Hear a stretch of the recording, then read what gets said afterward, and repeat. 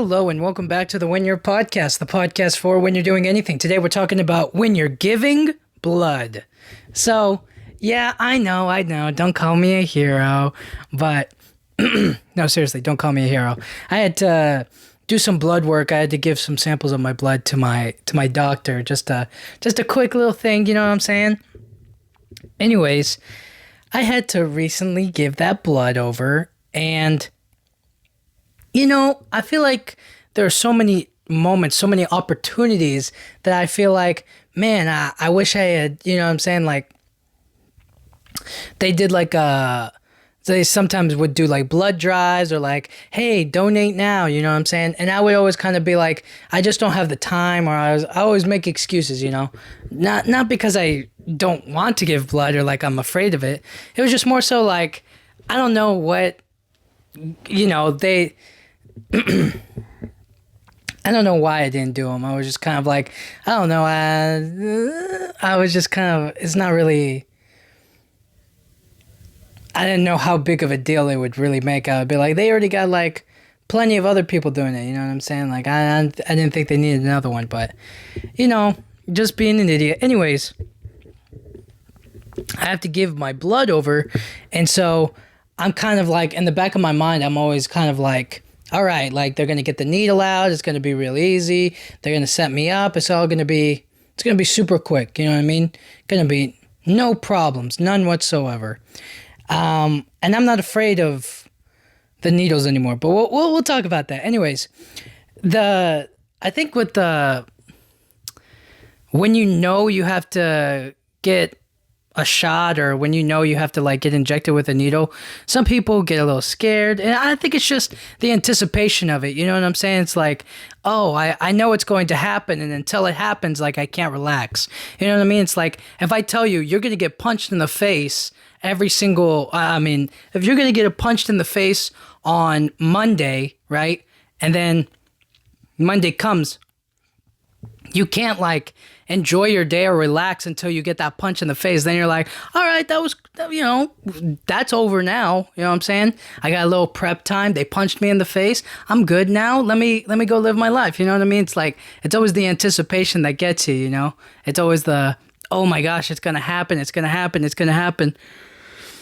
But you don't know when. So like when I get into the doctor's office, it's like the anticipation is like, I know I have to give over some blood. They have to poke a needle into my arm. They have to do the whole bit. And I was just kind of like, just the anticipation, the build up to it. Anyways, the person taking my blood, she's just, it's standard procedure for her. She's just kind of like, just another blood sample. So that puts me a little bit at ease when they just treat it like, yeah, this is just gonna happen, right? Like if it were me on the opposite side of that thing, I would kind of be like, oh snap, I gotta take this person's blood. I don't want to do this. I don't want to put anybody at pain. Like for me, I probably would make a bigger deal out of it than the patient. I'd just be like, okay, so now I'm going to have to take your blood out, but she was just kind of like, all right, let's get down to business. She starts ripping open all of the quote unquote packages, or like the tools. Just like, and to be honest, they kind of look like, they're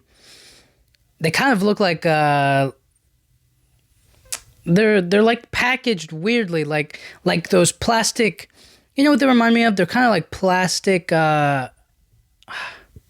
they kind of, oh my gosh, can I talk? They're like M&M packets, or like candy. They're like candy wrapped. You know what I'm saying? So like, think about M&Ms, how they put them in that like packaging. You know what I'm saying? Like by the like checkout aisle at the grocery store. Like they package it like that, and inside is like a plastic toy. And needles and whatnot, you know what I'm saying? Like that's kind of how they're packaged. She rips it open, she takes out the needle, and she like just drops it all on the counter. She's just kind of like, yeah, gotta do this sample thing real quick, you know what I mean? She puts it on the thing, and then she has to move on to the next step, and she's like assembling her whatever. And now she's like, all right, so I gotta get these vials ready, and that way I can get as much blood as I need. Then she's like, which arm do you want? And I was like, whichever one, you know what I mean? I don't care. I'm not scared, you know what I'm saying? So then I take my right arm, I'm showing it to her. I'm like, this is where it's at. You know what I'm saying? These are my veins. Go ahead and do what you got to do, you know what I mean? So she takes out her little alcohol swab or whatever, the little thing, and that's when you know it's real. That's when you know it's like, okay, it's gonna happen, you know what I'm saying? Like, if you knew you were gonna get like that's the weird relationship with alcohol that I sometimes, the rubbing alcohol at least, is that like once you smell it, you're like, oh gosh, it brings back haunting memories from when you were a kid and you had to get like a booster shot or any kind of thing for school. And then I remember she wiped me down with the alcohol and the little thing, and that's when you're kind of like, okay, this is it. This is where it's gonna go down. And then I think she tied my arm before that. You know how they do the little like the band thing to like get you to and clench your fist in order to find the vein, the right vein. And she was looking at my arm and she was just kind of like, okay, found it. Put the alcohol on that bad boy, and then finally she's putting the final touches, the finishing pieces of the needle together to make sure that like she can fill up all of the vials. It's actually a pretty cool process. It's actually a pretty neat thing. So it's like there's the needle, and then there's like a kind of a tube, and with that tube, I mean, this is pretty basic, but like there's a tube attached to it, and then in there you can like inject. Well, you can take an empty vial, put it in there, and then it'll pretty easily take out all of the blood from your veins, and then it'll put it into the thing, and then they'll take that out. And then once they take out the vial, it'll close up by itself. And then it won't spew any more blood, right? Like, that's it. And then they'll get another vial, and then they'll do the thing. But we'll get there. Anyways, that's where... I guess where the difficulty begins is like when you're a kid, isn't it? You're just a little 6 or 7 year old, right? You're going about your day, you're living life, you're carefree, you're being a good little kid, right? You don't really care about the name of the pediatrician, you don't really notice or like don't ask the big questions like, oh, what does the doctor want, or this doctor worked really hard, or like, I want to be a doctor. Like, none of that. Okay, you're just kind of like, I want to eat candy, and I want to watch TV, and I want to play games. That's all you're thinking about. Okay, so then you show up to this place one day and you're kind of like, what's gonna go on here, you know what I mean? And then your mom lies to you and she's like, oh, the doctor's just gonna be super nice, super friendly, just be your best friend and try to tell you if you're happy and healthy, you know what I'm saying? And you're just like, I am happy and healthy. I'll go for a little walk right now, you know what I'm saying? And then as soon as they close that door, your mom knows. Your whole family knows what's going to happen behind that door. As soon as you walk through, you're getting a shot, all right? And there's nothing you can do. There's nothing you can say. You didn't even know this was going to happen. And somehow, every single time, you have no choice and you fall for it. And sometimes you're just like, you have to muster up the courage to be like, oh, darn it. You know what I'm saying? Like, this is going to be brutal. And then I remember myself, I was such a crybaby. I was like, oh my gosh, it hurt so much. I mean, thinking about it now, I'm just kind of like, that's pretty funny. Like, I was such a crybaby, but, at the time, I was like, that's a very real reaction. I had to feel that way. And anyways, now I'm kind of just like, yeah, the needles don't scare me. I could literally get a shot every so often and just be like, it doesn't faze me at all. Anyways, big crybaby. And it just, you know what? That's where the real fear sets in. That's when it really hits you in the gut, or like in the arm. I remember I had to take these shots for allergies. Well, they were testing, and they basically have all these a bunch of needles, and then they stab you with them, and then they go like, okay, this is 1, 2, 3, 4, 5, 6. They go down to like 144 basically. I don't remember how many. And they kind of go like, okay, so you're allergic to this, you're allergic to that, and other than that, you're okay. You know what I'm saying? But they have to do it in specific they have to do it in a few areas just to, well, not in a few areas. They have to put it, all of it on one spot. So you can choose. There's the arm, there's like the forearms, and they'll stab you there, and you have to like keep your forearms still. You can't bend them or you can't do anything with them. Or you could do it on your back. And I was like, let me do it on my back so I can lay down. Because I'm a genius. But then after a while, you're like, man, my shirt's off. I don't like to be, you know what I'm saying? I didn't like it. You know, I was just kind of like, you know. And I thought that the arms would be more comfortable because you could sit down and just like kind of at least still use your arms, but like, I mean, your hands, but like you just couldn't bend them. Whereas if you lay down, it's like you can't do anything. You just like have to lay down there and wait. And I found that to be pretty boring. You know, I couldn't do anything else. I mean, I guess I could just stood up and walked around and kind of like made jokes, but like all the stuff, the stings on my back, I was just kind of like, this sucks. Anyways, that's where the fear really begins, you know what I'm saying? And then everything after that, it's kind of like, yeah, you need a booster shot. You got to update your shots. You got to get this shot. You got to get this shot. And then they try to trick you and be like, yeah, you need a flu shot every single year. And it's just like, no, stop it. You know what I'm saying? They always try to get you. They always try to bring the fear back, but I'm not afraid. I'm not scared of it, but it's just more so like, that's where it all begins. The origin. So the pain as a kid, look, it's definitely all about maturity or like growing older. Like if you're an adult and you get a shot, like, yeah, some people are afraid of needles. I get that, you know what I mean? Some people don't like to give blood. Some people are afraid of their own blood or needles in general. They just hate it, you know what I'm saying? Like they just, because they hold on to that fear from a kid. But for the most part, people get over the pain, you know what I mean? It's a quick pinch. You walk away, you keep on living your life, you know what I'm saying? Like you can get up and go back at it. But the pain, when you're a kid, it's just like, it feels like they take your whole, it feels like there's like just a huge stab on your arm, and you're just like, why do I do this? How do I let this happen? Why does my life suck? It just like, it turns into this whole big deal, and it ends up making the visit not a good visit. It makes the whole doctor experience kind of like, it makes the whole doctor experience kind of like untrustworthy, and it makes you kind of go against it all the time. Like, I don't ever want to do that again, but unfortunately you have to go back and again and again and again. And then eventually you get to the point where it's like, you know, I know what's going to happen, and then we'll see how it goes. But then there's the moments where it doesn't happen, and you're kind of like, all right, like the doctor was cool. You know what I'm saying? It was super easy. I didn't have to worry about it. So I just feel like those visits, you know what I'm saying? Just, especially when you like scream at the nurse, you know what I mean? Like you're just so scared and you're like, no, please. It's just terrifying.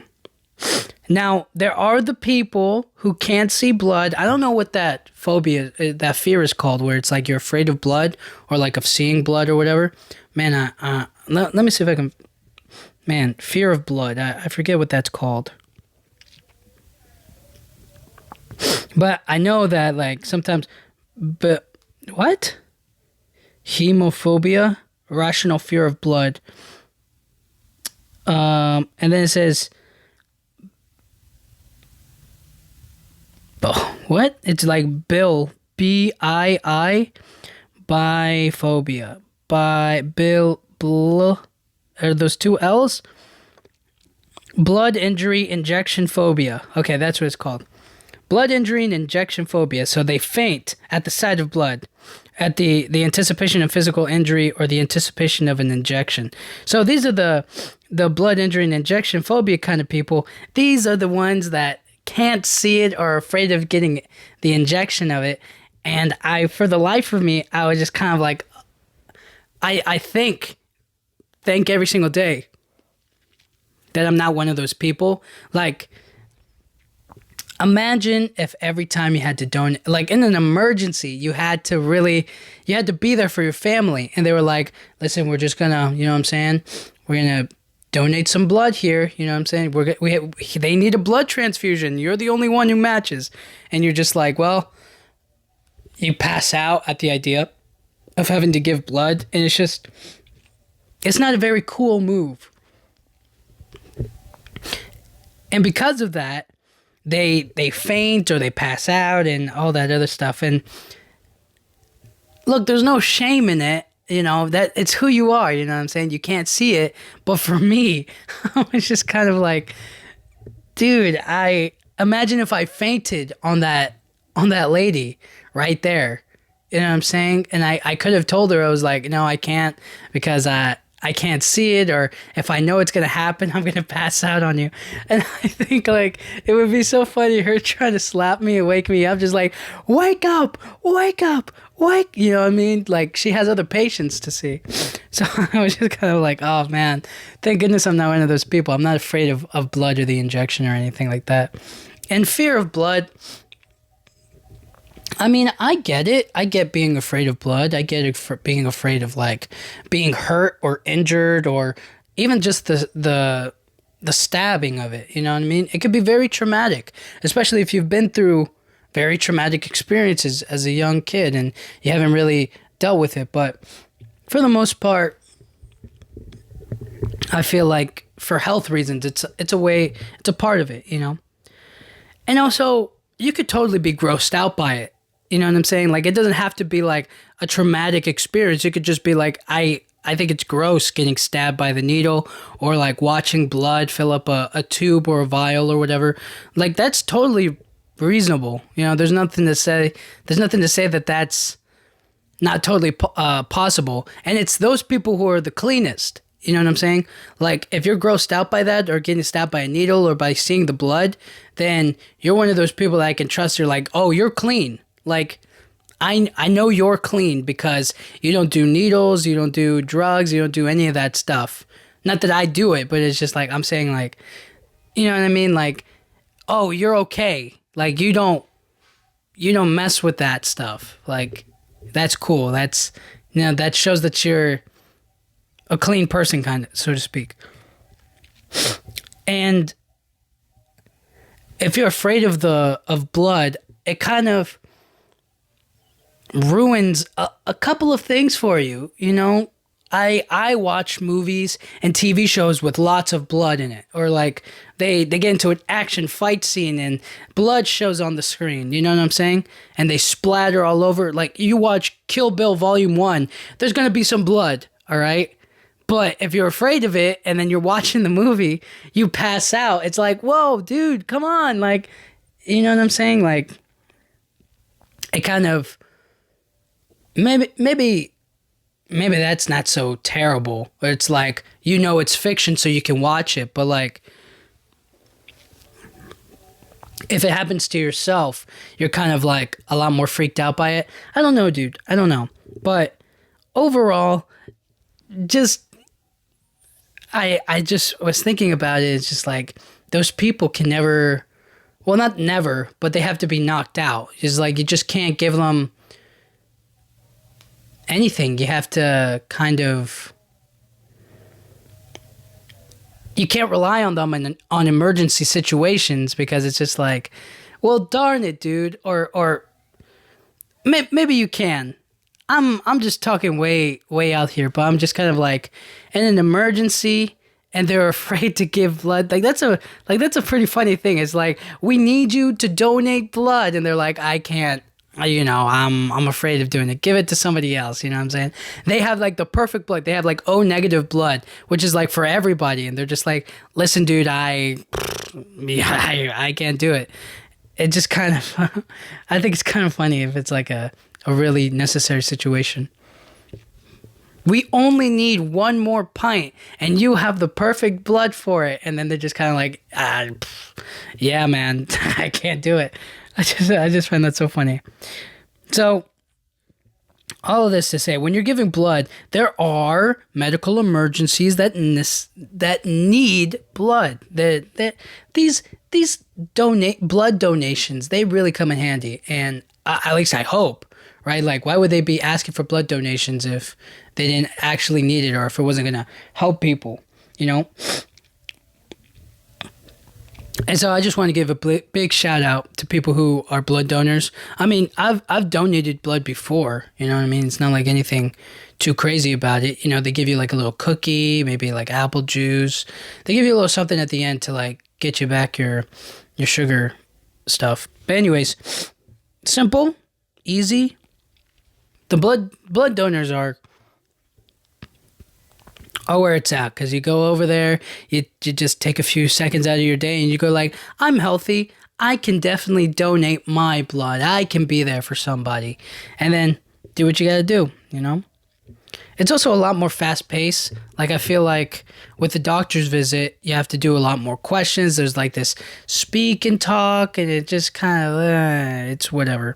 But at the blood donors, it's like, they get the point. They get the idea. It's like they've been through it enough times. You know what I'm saying? It's like if you're the first person at a blood donation, you're kind of like a little nervous because they haven't done it enough yet. You know what I'm saying? Whereas if you're the last person, you're like, all right, I'm the last person. They're just gonna get my blood. They've done this like hundreds of times before me. You know, they just got through everybody else. I'm next, and it's gonna be really easy. You know, it's quick.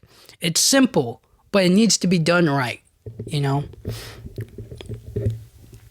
And you just gotta, when you're taking blood, I imagine you have to keep focus, you know what I mean? You don't wanna do the wrong thing or get too overconfident. I wonder if that's ever happened. I mean, it probably definitely has happened where a nurse is like, oh yeah, you know, she gets distracted, or she's kind of like, you know, I've done this a million times already. I know what I'm looking for. I know what to do. I get it. You know what I'm saying? Like, it becomes second nature. You know, she doesn't think about it, and then she stabs it, and then blood starts squirting everywhere, and you're just like, what the? That's definitely happened. You know, and it's wrong, but they gotta get that blood. So, anyways, but shout out to the nurses as well. You know what I mean? The nurses they have to have. I mean, obviously they have to have training. They have to understand what they're doing. But the nurses need to have a certain level of composure and a way of speaking to people that eases their mind, you know, calms them down. Really good nurses, I find, are, well, I don't know. For some reason, I like older nurses. Like, the nurses just like, I'm not talking like wrinkly old. I'm just talking about like a little bit more in like their 40s or whatever. You know what I mean? A little experience to them where it's kind of like simple. It's just like, yep, it's just standard procedure. I know how you're feeling. Take a deep breath in, and then they do the thing. And then now there's that trend where you see them poking the balloon, and if they inject it and then take it out, you know, it shows that like, okay, they're perfect at being a nurse, because they're able to, you know, put the needle in and out of the balloon without it popping, you know? And it's like, that's a good test. That's a good test to figure out that you got the right nurse for it. And they deal with fear all the time. When I think about all the times I cried or I was afraid or scared, and the nurse is just trying to do her job, and she's like, I don't want to hurt this child, but they need the shot. You know what I'm saying? I just feel like, yo, my fault. Like, you were just doing your job and I was over there crying. I just find it pretty funny. And it's just like, they deal with it all the time. So when they deal with that fear, they're just kind of like, all right, you know what I mean? Like, the job, that's part of the job, right? They move on. They get a good, that's something that they had to deal with on a daily basis. And because they deal with it on a daily basis, they can, over time, develop coping mechanisms to help people out. So for the kids, it's mostly just like Deep breath, take it easy, relax. It's going to be over real quick. I'll be really quick, I promise. You know what I'm saying? They make promises that they can't keep. They give you like a lollipop at the end of it.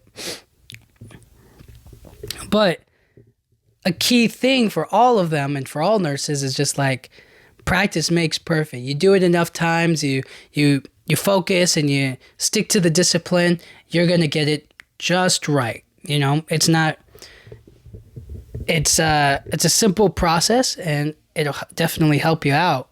So in doing so, you will succeed. So practice makes perfect. You take enough blood enough times, or you practice with the needle enough times to figure it out, you're going to get there, you know? So simple, easy does it.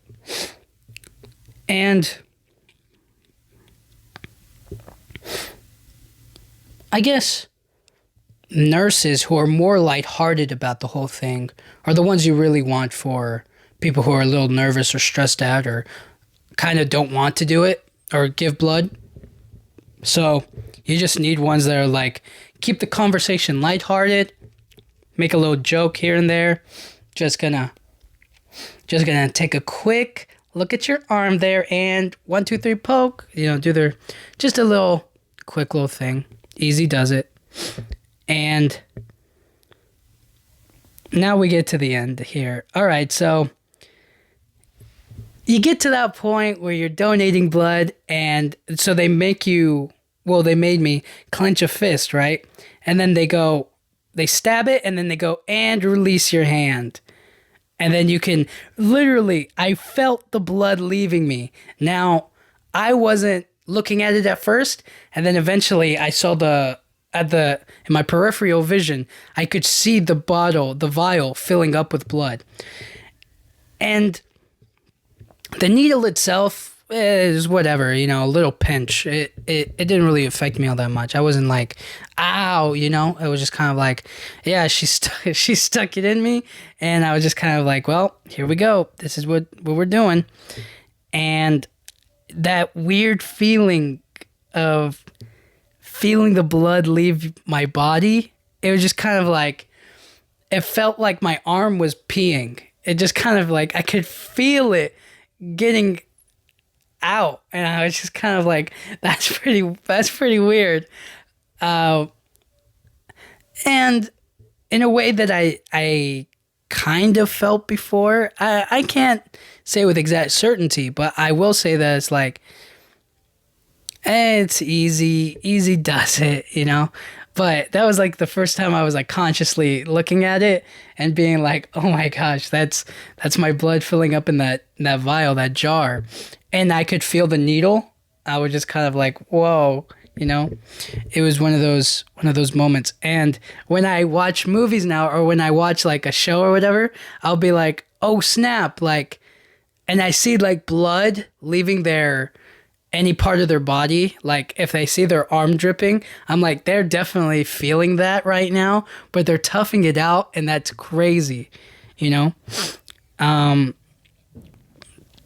I also just like looking at the buildup of blood was kind of like, dang, dude, that's crazy. Like a vampire would kill for this vial, you know what I'm saying? Like seeing that buildup of it. And I wanted to ask the nurse if I could like hold it for a little bit, but you know, I didn't think it was appropriate at the time, so I had to kind of let it go. I just wanted to see how warm it was.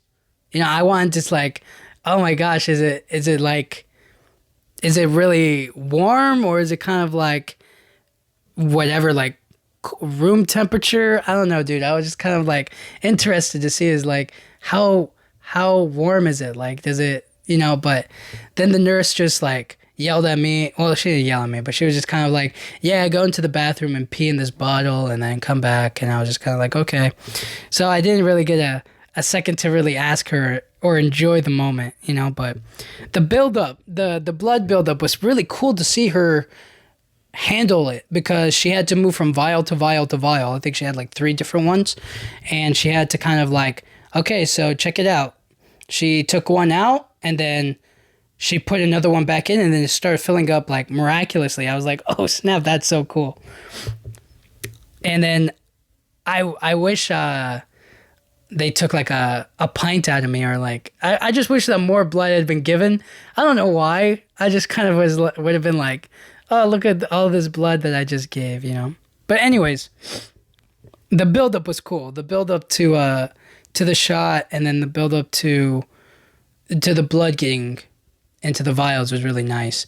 You know what it is? It's kind of like when you when you were a kid and you were like pouring juice, and you're just like, wow, I could just keep doing this forever. Like you get a good stream, like you get a good like pouring stream, and you're just kind of like, yeah, this is where it's at. This is cool, you know?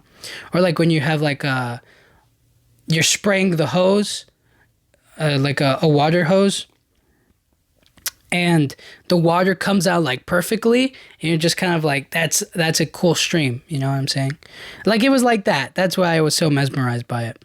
And then afterwards, yeah, my arm felt a little, you know what I mean? It felt like a little tension, a little whatever, but you know, you move on, you figure life out. There was a little bit of a, I don't want to say stinging, but it kind of had like a little after hurt to it. But other than that, really simple stuff. So anyways, when you're giving blood, hopefully you're not afraid of it. And I would say just try to make as much jokes as possible. Just like try to ease in the tension, because sometimes when you just shut up and just let things happen, you kind of like let your nerves take over. You don't want that spreading out into the air, right? You don't want that nerves to get out there, you know? You kind of want the expectation of like, this is going to be a good visit. This is going to be fine. And when you put that good energy out there, you know, the nurse kind of takes it and is like, all right, let's do it. And they do a better job, you know? So anyways, thank you guys so much for listening. I'll talk to you guys all next time. Thank you.